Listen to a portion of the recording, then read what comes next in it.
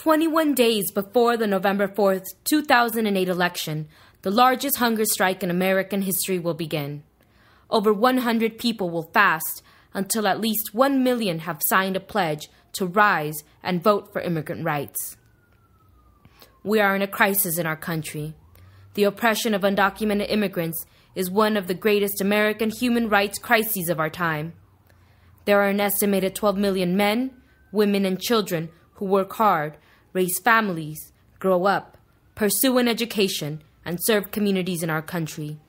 Yet, they live a life in the shadows, fearing for the security of themselves and their families every day, deprived of the basic rights and freedoms which define America's promise. Since the failure of comprehensive immigration reform in 2007, this crisis has grown incredibly worse. A climate of hostility towards immigrants is growing in our nation, and the Bush administration has pursued a policy of dramatically escalating the enforcement of the unjust laws of an immigration system that even they admit is broken.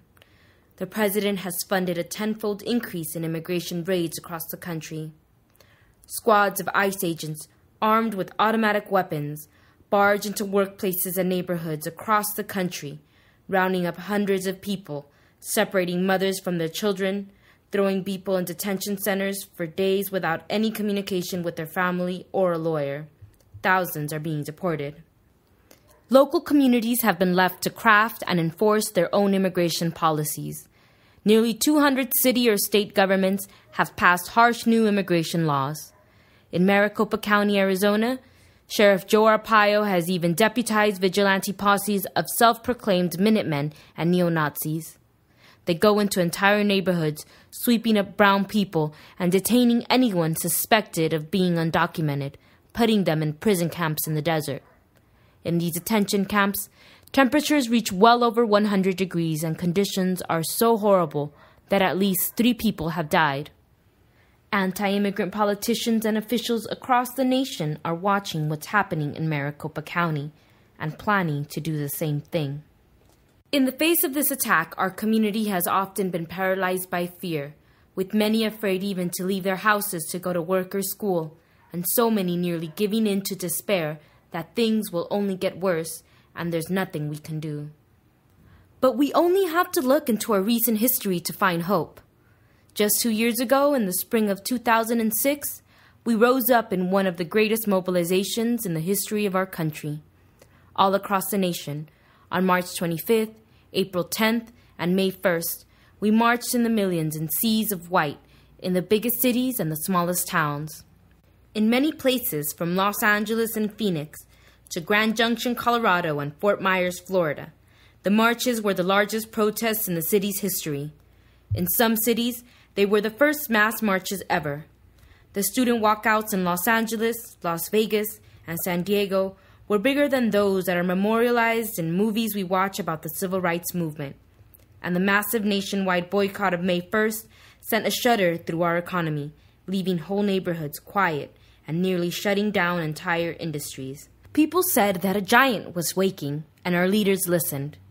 H.R. 4437, the Sensenbrenner bill, was defeated, and immigration reform with the path to citizenship for the undocumented became a real possibility for the first time in recent history. Then, we were on the path to victory. Now, all we have to do is get back on the path and finish the journey. We are still that giant, and we can wake again. How do we do it?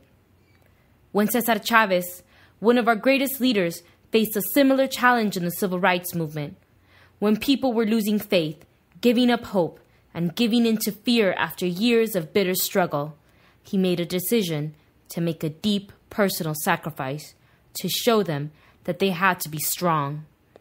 He went on and fast for 25 days, and some United Farm Workers say that in those 25 days they did more organizing than at any other time in their history. His prolonged fast reignited the farm workers' movement and led to a monumental victory.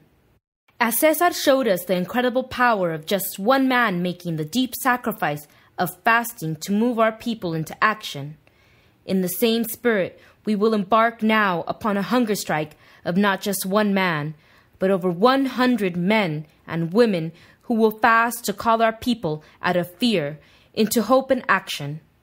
The fast for our future will become, we believe, the largest hunger strike in American history. On October 15th, 21 days before the November 4th election, we will come together at La Placita Olvera, the historic heart of Los Angeles, form an encampment, and begin a hunger strike that will continue until at least 1 million people have signed a pledge to vote for immigrant rights, fast for at least a day, and take action to hold the next government accountable. And if after 2 weeks of the fast, 1 million people haven't signed the pledge, we will send delegations of fasters from Los Angeles to carry our message to cities in the key swing states where the Latino vote is most powerful. For the undocumented and immigrants who cannot vote, the fast will be an opportunity to participate powerfully in the election by moving people who can vote to take their responsibility to use that power seriously. Imagine if you were to go to your family and friends today and tell them that you were going to fast for 3 weeks for immigration reform. Some would be shocked, but all would know instantly that this crisis is real to you, that your commitment to the cause is real. Now imagine 100 making this call to our entire community. The fast is going to be a huge story in the Spanish language media, a story of courage, hope, and commitment that can reignite our movement. It will be an undeniable reminder that we can't forget the crisis that we're in, that we cannot forget H.R. 4437, the Sensenbrenner bill. We cannot forget Sheriff Joe Arpaio and the Maricopa County terror. We cannot forget Elvira Arellano and the mothers and fathers who have been torn away from their children, perhaps forever. We cannot forget the ICE raids in Van Nuys, California, in Postville, Iowa, Grand Island, Nebraska, Tar Heel, North Carolina. We must remember March 25th, May 1st, and the marches, walkouts, and the boycott. We must remember the undocumented and the promise we made. Hoy marchamos, mañana votamos. Now is the time. On the eve of a historic election, when our votes matter most, when the politicians desperately need our support, now is a critical moment to raise our voice.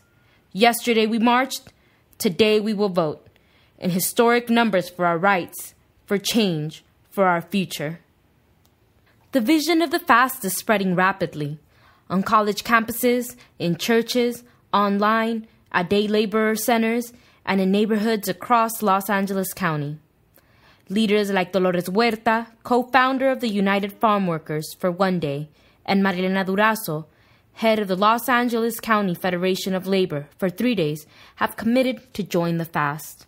The question is, what about you?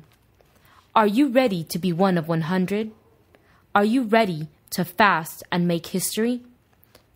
Are you ready to rise? Sign the pledge. Join the fast. Reignite the movement. FastForOurFuture.com